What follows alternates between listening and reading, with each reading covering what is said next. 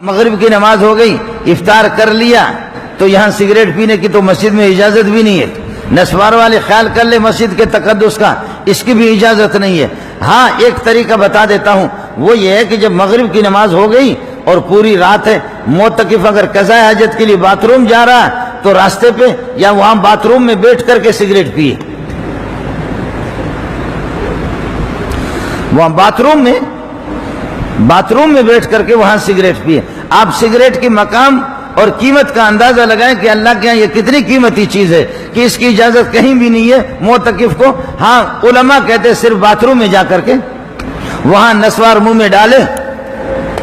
کیا ہے اس نسوار کا کیا کہنا، اور اس اللہ کا بھلا کرے کیا ہے اس سگریٹ کا کیا کہنا، کتنی قیمتی چیز ہے کہ باتھ روم میں جا کر کے سگریٹ پی لے، راستے میں جاتے ہوئے پی لے۔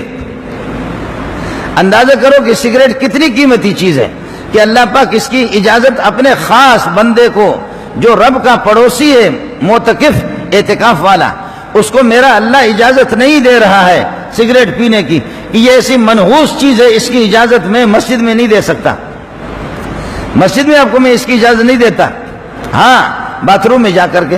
اس لیے علماء نے ہیلہ نکالا کہ بھئی اگر ایک آدمی مجبور ہے تو وہاں پر جا کر کے